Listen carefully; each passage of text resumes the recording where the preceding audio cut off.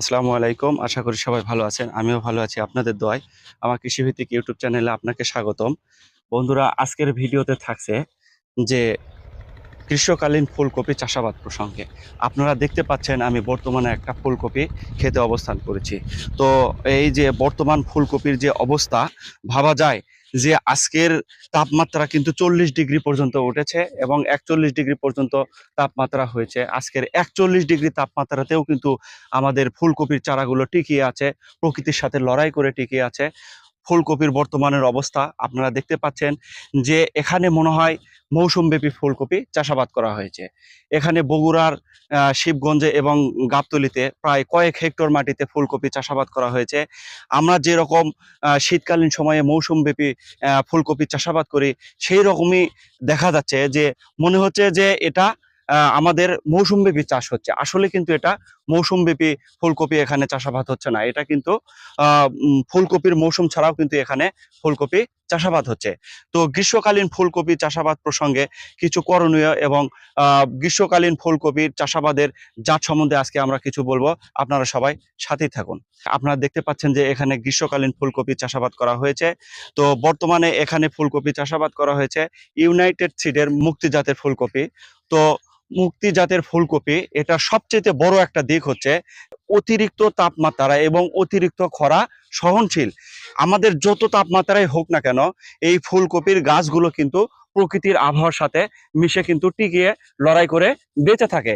এবং যত বর্ষাকালীন সময়ে যত প্রকারের বর্ষা হোক না কেন, তারপরেও কিন্তু এই গাছগুলো প্রকৃতির আবহাওয়ার সাথে টিকিয়ে থাকে।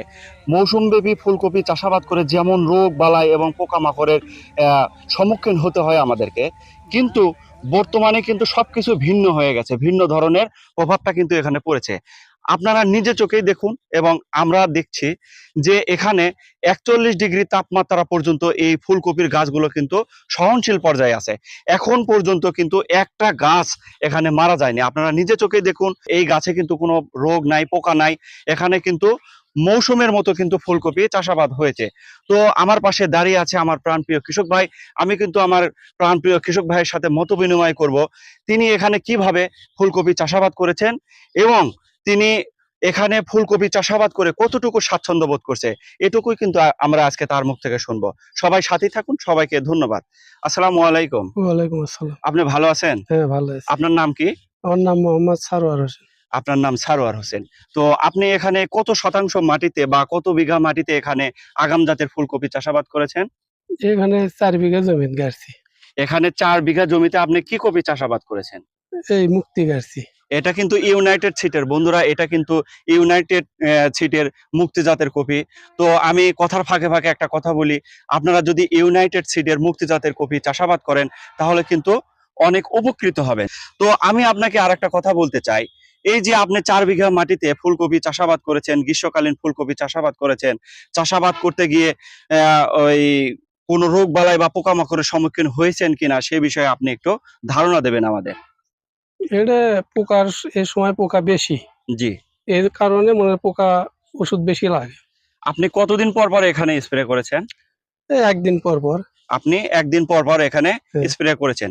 এই যে বর্তমানে দেখা যাচ্ছে যে এত তাপমাত্রার পরেও আমাদের ফুলকপির গাছগুলো টিকে আছে।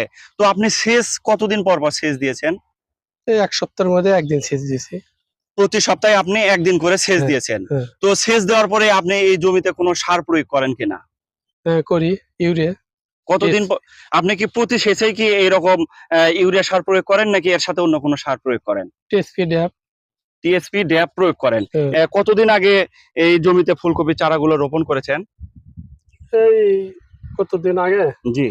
এখন ৩৫-৩৬ দিন হবে। ও, তাহলে আপনি মার্চের কত তারিখে এখানে আপনি কপি চারাগুলো রোপণ করেছেন?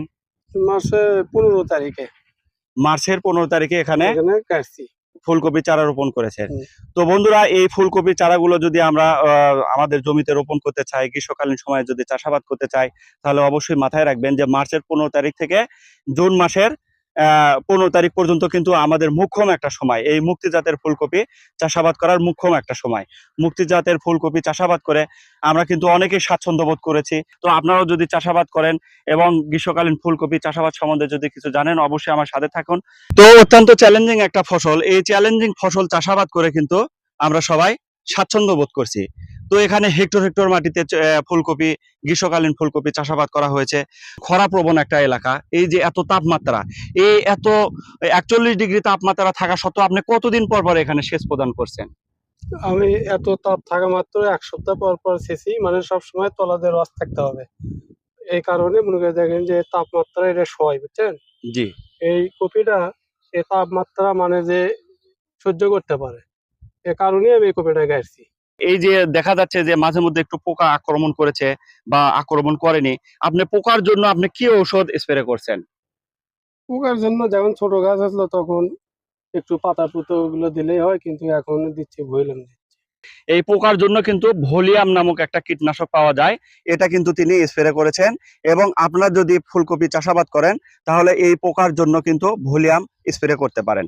এই যে দেখা যাচ্ছে যে আমরা এই যে 50 থেকে 55 দিনে যে আমরা ফুলকপি চাষাবাদ করেছি বা করতেছি, এখানে যে 4 বিঘা মাটিতে ফুলকপি চাষাবাদ করা হয়েছে, এখানে কিন্তু অলরেডি এই 50 থেকে 60 দিনের ভিতর কিন্তু এখানে প্রায় 3 থেকে 4 লক্ষ টাকার কপি কিন্তু বিক্রি করে যাবেন।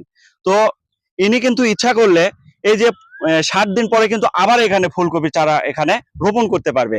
মূলত আজকের ভিডিওটা ছিল গ্রীষ্মকালীন ফুলকপি চাষাবাদ প্রসঙ্গে। তো আপনারা যদি গ্রীষ্মকালীন ফুলকপি চাষাবাদ প্রসঙ্গে আরো কিছু জানার থাকে, আপনার যদি জানার থাকে অবশ্যই আমাকে নক দিতে পারেন, এবং ভিডিও ডেসক্রিপশন বক্সে আমার নাম্বার দেওয়া থাকবে, আপনারা আমার সাথে যোগাযোগ করতে পারেন।